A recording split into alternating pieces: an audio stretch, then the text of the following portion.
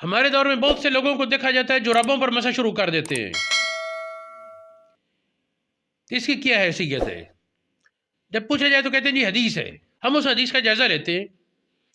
یہ حدیث ایک تو ہے ترمذی شریف میں، ترمذی، ابن ماجہ، سنن ابو داؤد شریف وغیرہ میں. اس کی سند ضعیف ہے.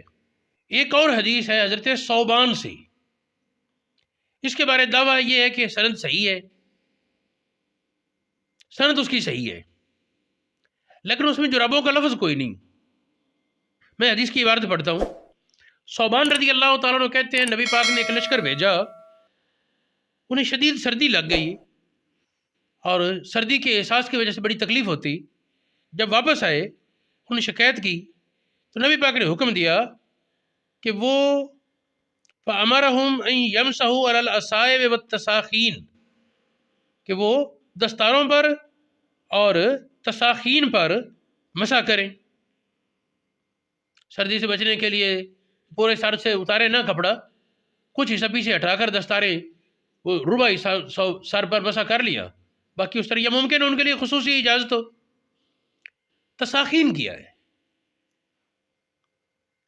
اس میں بہت سے شارحین نے تو یہ کہا یہ ٹوپی ہے سر پر کرنے کی، تساخین سر پر کرنے کی ٹوپی ہے. بعض حضرات نے کہا نہیں جی یہ گرمی کے معنی میں ہے، جس سے ہپ ہے، اور چونکہ جرابوں کے ذریعے گرم رہتے ہیں پاؤں، تو اس وجہ سے وہ جرابیں مراد ہو سکتی ہیں. یہ کئی حضرات نے لکھا، لیکن محققین نے، اہل لغت نے اس بات کی وضاحت کی کہ تساخین خفیں ہی ہیں. یعنی موزوں پر مسح کا حکم ہے اس حدیث میں کہ بار بار پاؤں نہ دھونے پڑے. اس میں وہ جرابوں کا تو ذکر ہی نہیں. دیکھیں امام سیبوی کی کتاب ہے کتاب العین، سیبوی کی یا خلیل کی، اس میں 2 جگہ موجود ہے. تہذیب اللغت، یہ پرانی کتابوں میں ہے، اس میں ہے مقاییس اللغت، جمہرات اللغت، غریب الحدیث نام کی 5 کتابیں ہیں. غریب الحدیث ابن جوزی کی، غریب الحدیث علامہ ابراہیم کی، غریب الحدیث قاسم کی. ان تینوں نے، پھر ایک کتاب ہے غریب الحدیث خطابی کی، پھر الغریبین ایک کتاب ہے. ان ساری کتابوں میں پھر نہایہ ابن اسیر اس میں موجود ہے، مختار الصحاح میں موجود ہے، لسان العرب میں، تاج العروس میں، التلخیص فی معرفت الاسماء میں، مجموع البحار میں، اور 20 کتابوں میں یہ بات موجود ہے کہ تساخین کا معنی عربی زبان میں موضع ہے.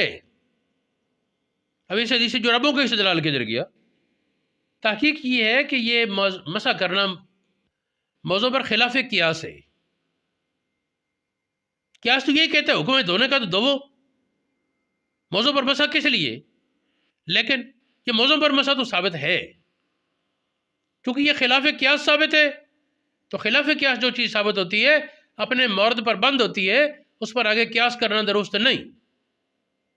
اس لیے شرعاً یہی ہے کہ موضوع پر مسح درست ہے اور موضوع کے غیر پر مسح کرنا وہ درست نہیں، اس سے بچنا ضروری ہوگا ورنہ پھر نماز خراب ہوگی. اس پر ایک اور سوال آیا، یہ ایک الگ سوال ہے کہ جرابیں پہن کر موزے پہنے ہوں،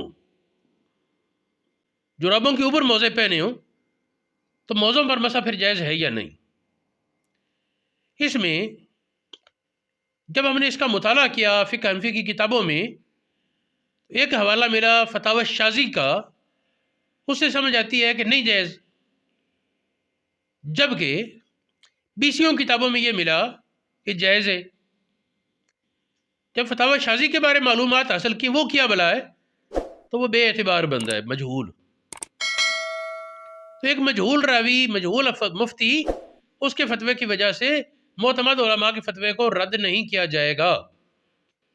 دیکھیں در المختار میں اور رد المختار میں موجود ہے. در المختار کی عبارت ہے لا اعتبارہ بمافی فتاوی شازی، فتاوی شازی میں جو ہے اس کا اعتبار نہیں، لأنہ رجل مجہول، وہ مجہول آدمی ہے، لا یقلد فیما خالف النقول، منقول کے خلاف جو وہ روایت بیان کرے گا، منقول کے خلاف جو فتویٰ دے گا اس میں اس کی پیروی نہیں کی جائے گی۔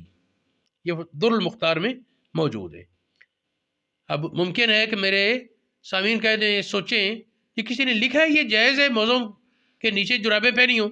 ہاں لکھا ہے، یہ در الغرر میں موجود ہے، البحر الرائق میں ہے، غنیۃ ذویل الحکام میں ہے، النہر الفائق میں ہے، مجموع الانہر میں، اور رد المختار اور کئی اور کتابوں میں موجود ہے۔ در المختار میں ہے یعلم منہ جواز المسح علی خف لبسا فوق مخیط من کرباس اور جو خوناوہما،